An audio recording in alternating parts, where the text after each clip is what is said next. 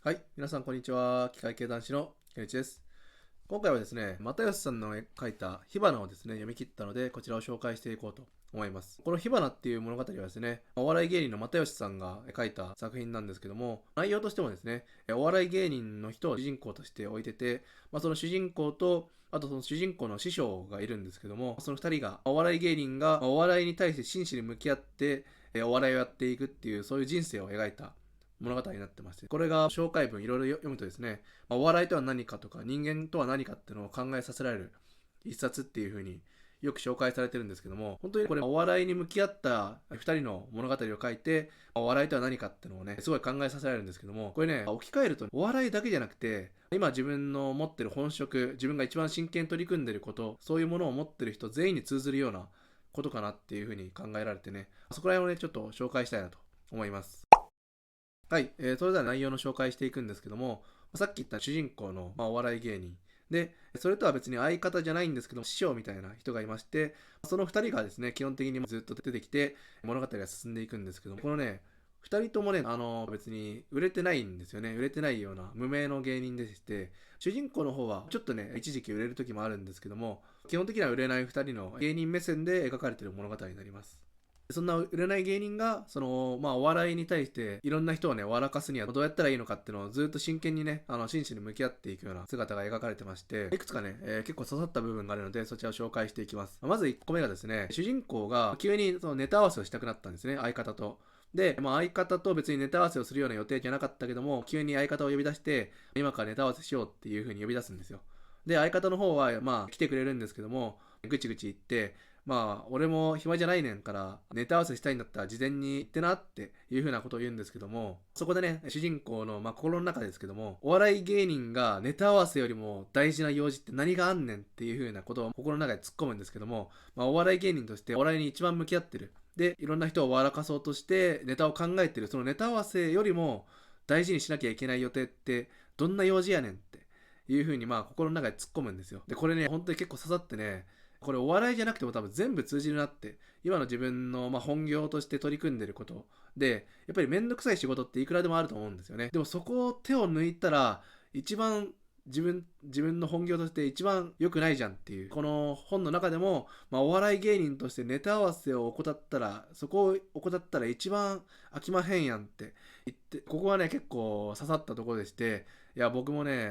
自分の本業で、めんどくさいけども、でもそこを怠ったらいけないなっていうところをね、なんか改めて、ね、認識させられたっていう感じですね。で、2つ目ですね、結構刺さった部分としては、主人公がお笑いをやめることにしたんですね。相方の方が結婚して、で、子供ができて、やっぱりそのお笑い芸人として不安定な稼ぎだと、ちょっと子供の養っていけないから、安定した職に就くって言って、解散するわけですよ。で、解散するんだけども、主人公としても、相方とずっと2人でやってきたわけだから、いきなり1人はできないと。いうことで、主人公自身もお笑い芸人を辞めるんですね。で、その時に師匠がね、かけてくれた言葉として、結果的にほとんど無名の状態で最後、解散になるんですけども、その時に師匠がいきなりボクシングの話を例えに出してきて、ボクシングやってた人で、プロになれないとか、ほとんど無名で終わるような人っていくらでもいるねんと。だけども、ボクシングやってた人のパンチってものすごい重いねんって言って。で、お前も、お笑い芸人としてはそんなにいっぱいテレビが出たわけじゃなくて、ほとんど無名な状態だけども、お前の持ってるお笑いギャグセンスって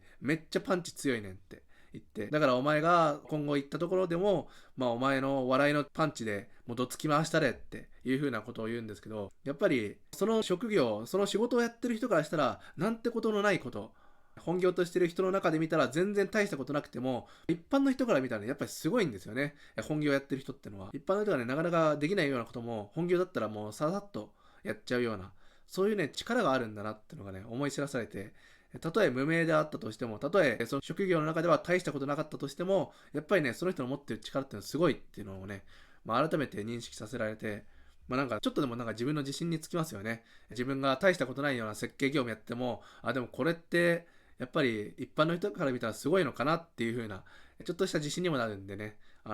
結構自分の心にも刺さったところでしたね。で、最後ですね、3点目、結構心に刺さったところとしましては、これはね、本編じゃなくて、又吉さんが芥川賞の記念の時に書いた記念エッセイっていうのがあるんですけども、その中に描かれてた話でして、この中でですね、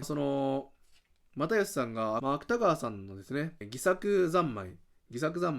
ていうのかな、戯作三昧っていう小説をね、引用してくるんですけども、この中の主人公が滝沢馬琴さんっていう方が詩とかを書いてる人だったのかな。創作活動をやってる人で、その創作活動に対して自分の作品とかをもちろん悪評される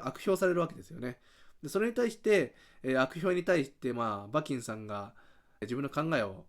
述べてるところで引用してきて、悪評ってのは、単に人を不快にするだけじゃなくて、今後の自分の創作活動にも、その何かしらの反動を加えてしまうっていう風に言ってるんですよ。どういうことかっていうと、一回批評されたと。で、次の自分の作品を作るってなった時に、やっぱりその批評が脳裏に浮かんで、自分の描きたいものだけじゃなくて、ちょっとそこにさらに手を加えて、前回来た批評が来ないようにするとかってね、本当に自分が作りたいものだけの作品にならなかったりとかするので、だから悪評は良くないっていう風なことを述べてるんですよね。で、そういう風に馬琴が、結構周りの評価を気にしてたんですけども、ある時、何らかのきっかけで、全てのね、自分の周りの雑音とか雑念とか、周りの声っていうのを全部が、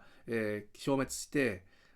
っていうか、もう聞こえなくなるぐらい、自分の創作活動、自分の作りたいものに没頭して、熱中しだすっていう瞬間があるんですよ。で、そこのところをですね、又吉さんが今度、俯瞰してみて、自分のね、すごい熱中できることに、もう時間を忘れて、周りの声とかも気にしなくなって、それに没頭できるっていう瞬間が、この後の自分の人生であと何度来るかなってのを書いてるんですね、又吉さんが。そういう風に書いてて、ここもね、すごい考えさせられましたね。これもね、僕はね、考えたことなかったですね。その自分が熱中できるほど、時間とか周りの声とかも気にせずに熱中できる瞬間ってのが、あと人生で何度来るかなんてね、考えたこともなかったんですけども、でもこれもね、やっぱ考えたらちょっと恐ろしくなりますよね。確かにと思って。今の自分が面白くないとまでは言わないんですけども、でも別にすごい自分がやりたいことをもう自分の熱量全てを注ぎ込んでやってるかっていうとそういうわけでもなくて、でもそういうことに巡り合う瞬間とかそういうものを見つける瞬間って考えたらちょっと恐ろしくなりますよね。この後一生も来ないかもしれないって、一回も来ないかもしれないって考えたらちょっと恐ろしくなって、自分の本業にとっても自分がやりたい仕事をもう自分の熱量をいくらでも注ぎ込んでできる瞬間って、ここもね、姿勢かなっていうふうに思うんですよね。今回、火花であれば、お笑い芸人として漫才に真摯に取り組んだ人、その人が熱量をかけてやったお笑いっていうのと、僕らも同じように本業として真摯に向き合っていないと、多分そういう自分がね、最大限熱量を注ぎ込めるような仕事が回ってきた時に、それを多分見逃しちゃうかなって思うので、やっぱここはね、本当にお笑いに限らずね、どの職業であっても、自分のね、仕事に対するプライドとか向き合い方っていうのをすごい考えさせられた一冊だったなって思います。